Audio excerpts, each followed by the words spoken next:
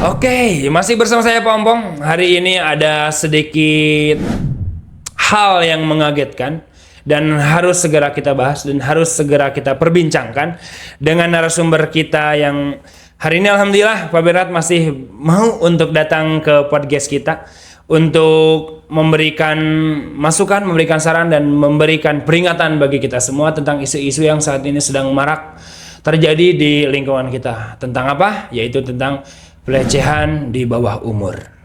Baik, pandangan Bapak, kenapa hal itu terjadi dan apakah sudah sepantasnya hal itu kita hentikan atau bagaimana cara kita menghentikannya?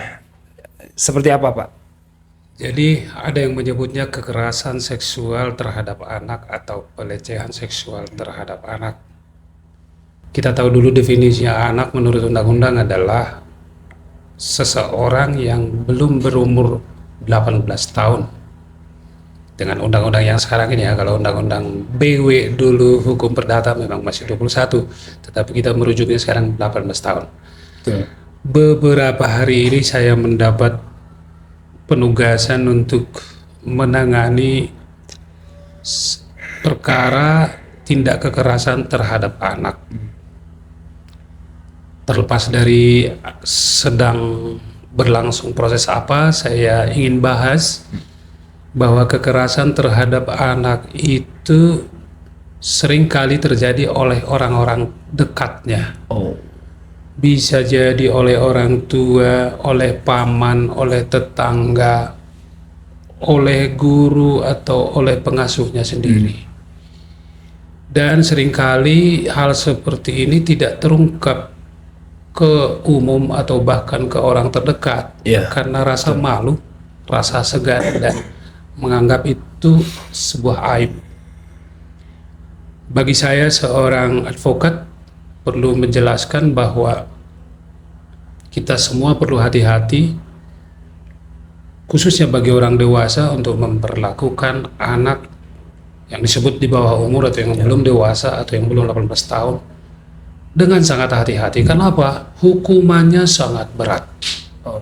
Ya. Dan sudah hukumannya berat, itu sebetulnya termasuk delik umum dalam penanganan tindak pidana. Artinya delik umum adalah tanpa dilaporkan pun kalau itu sudah terdengar oleh penyidik atau penegak hukum itu mesti diproses. Dan seharusnya kalau menggunakan hukum nasional itu tidak perlu tidak bisa ada perdamaian, harus disidik dan harus diadili dan harus dipenjara. Begitu penjelasan awal Pak Widan. Baik, memang sangat mengiris hati ya kita membayangkan anak-anak yang seharusnya kita lindungi, kita jaga, gitu, kita besarkan dengan baik. Bahkan tadi sore saya mendengar di berita bahwasanya ada seorang ayah yang tega melakukan kejahatan seksual kepada anak kandungnya sendiri, bahkan sampai beberapa kali gitu. Hukuman apa sih Pak yang kalau sesuai hukum gitu, sesuai undang-undang yang akan menimpa mereka kalau mereka ini ditindak? Iya, memang seharusnya bukan saja soal beratnya sanksi sehingga kita tidak melakukan suatu tindak pidana. Seharusnya juga memang ada kesadaran tertentu yang tidak karena takut dihukum maka tidak melakukan. Tetapi saya harus katakan bahwa berat ganjaran atau sanksi bagi mereka yang melakukan kekerasan seksual terhadap anak. Kekerasan seksual terhadap anak itu diatur di Undang-Undang 23 nomor 23 tahun 2002 yang dilakukan perubahan terhadapnya dengan Undang-Undang nomor 35 tahun 2004 dan terakhir Undang-Undang yang direvisi pada 2016. Di situ disebutkan itu dikatakan menjadi tanda kutip itu predator seks anak itu dikebiri. Tetapi pidananya sendiri berdasarkan Undang-Undang nomor 35 tahun 2004 bagi yang melakukan kekerasan seksual terhadap anak baik laki-laki atau perempuan oleh orang dewasa, dia mendapat hukuman antara 5 sampai 15 tahun. Minimal 5 tahun, maksimal 15 tahun. Tetapi kalau hal itu dilakukan oleh orang-orang terdekatnya yang seharusnya melindunginya, seperti orang tua, paman, guru, pendidik, itu ditambah sepertiga. Jadi minimal 6 tahun setengah hingga 20 tahun hukumannya penjara. Bayangkan dengan mengumbar nafsu sekejap, lalu diganjar 6,5 tahun sampai 20 tahun. Berpikirlah panjang sebelum bertindak. Betul, betul. Sama halnya bagi anak-anak ya, yang umur 18 ke bawah, hati-hati. Hindari hal-hal yang memungkinkan terjadinya kejahatan terhadapmu, apalagi kejahatan seksual.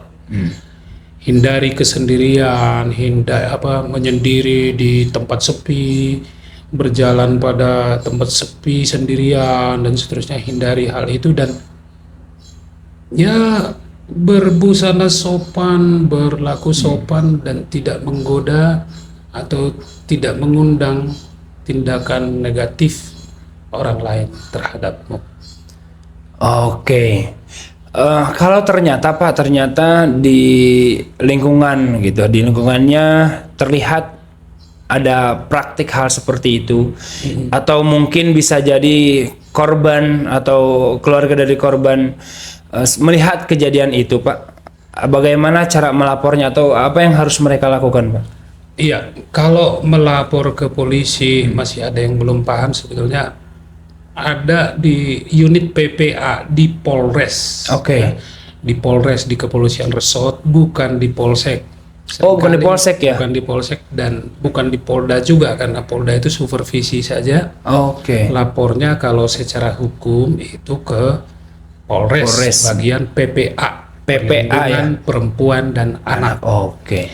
Tetapi kalau misalnya mengalami hambatan atau traumatik, bisa menghubungi Komisi Perlindungan Anak atau KPID, gitu ya, KPAID. Nah, ada di Jawa Barat juga, kalau nggak salah kantornya di Antapani, dan ada hotline untuk Jakarta. Itu nanti secara proaktif Komisi Perlindungan Anak mendampingi, membawa ke kepolisian dan mendampingi di dalam proses-proses hukum. Selain itu juga ada LPSK, Lembaga Perlindungan Saksi dan Korban. Oke. Karena anak biasanya mengalami traumatik, tidak bisa menghadap langsung ke penegak hukum dan seterusnya. Biar nanti pihak-pihak LPSK dan Komisi Perlindungan Anak bisa mendampingi, atau ke advokat yang Anda kenal baik, ya itu pilihan lainnya. Oke. Jadi bagi para sobat-sobat ya mungkin yang melihat kejadian seperti ini, entah di lingkungannya atau di lingkungan kenalannya, mungkin bisa langsung aja tadi melaksanakan apa yang Pak Wirat sampaikan. Jangan ragu mungkin Pak ya, jangan takut. Jangan ragu, siapapun yang melihat jangan takut melaporkan. Karena seringkali dikatakan bahwa yang terungkap ke permukaan itu hanya bagian kecil dari sejumlah kejadian yang besar ya terjadi sebetulnya, tetapi enggan melaporkan dan ada yang tidak berani melaporkan. Betul. Melaporkan ke Polres saja itu, Polres menurut undang-undang harus berinisiatif untuk memeriksa ke lokasi dan mengembangkan proses perkaranya gitu. Nah, itu tadi, ini mungkin obrolan singkat tapi sangat-sangat penting. Jadi masa depan anak itu tidak sebercanda itu.